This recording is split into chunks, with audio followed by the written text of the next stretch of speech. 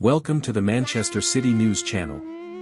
Here you will find all the news and information about our Blues.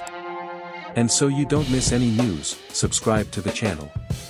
Erling Haaland is one goal away from becoming Manchester City's player with the most Premier League goals in a season, but that record was never in danger of being broken at Nottingham Forest. Following his best all-around performance at Arsenal of the week, Haaland was given one-on-one treatment by former Atletico Madrid defender Felipe at the City ground and had to venture wide to get a view of the ball. When it got to him in the box, he was strangely relaxed and a few chances were begged for a sloppy first touch.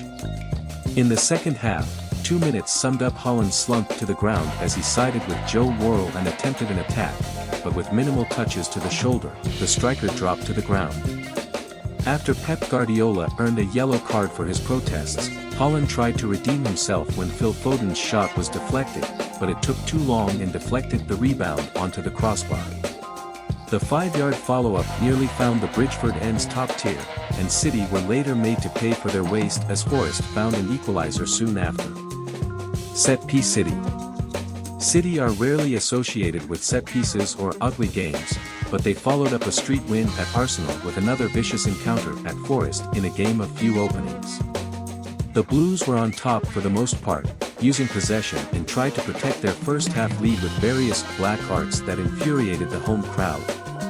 Bernardo's goal came in the second stage from a corner, and City could have added 3 more from the corner as unmarked headers missed the back of the net. City cannot win the title by playing fluid football in every game and have shown their full range of tools to pick up points this week when they are not at their best. However, if they want to keep the pressure on Arsenal, they need to seize the opportunities they get. They failed at Forest and handed the initiative back to the Gunners. After good form from Jack Grealish and Riyad Mahrez, it was hard to see a way back for Phil Foden after his injury. A slight dip in Mahrez's performance at Arsenal, however, and Foden was back, albeit on the right rather than his preferred left. Already leave your opinion on this news. The right-hand return replicated the early season system that saw Foden and Kevin De Bruyne do so much damage, and that combination has caused Forest all sorts of problems at the City ground.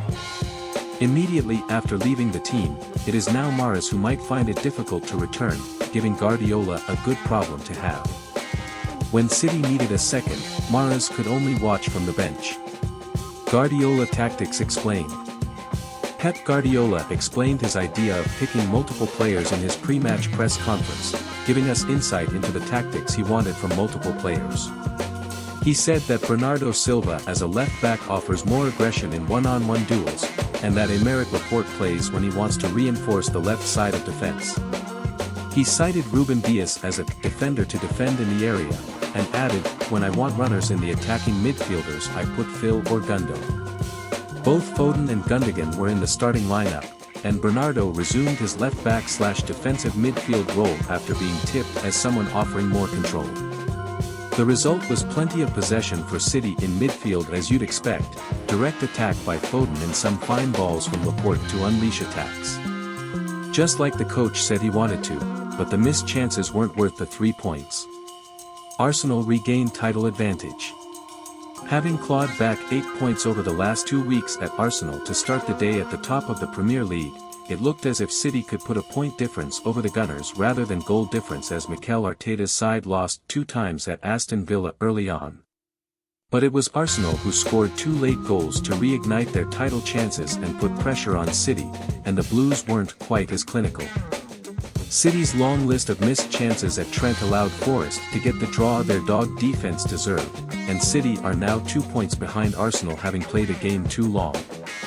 If City showed their champion qualities at Arsenal, they took a big step back at Forest and gave themselves a lot of work to do again.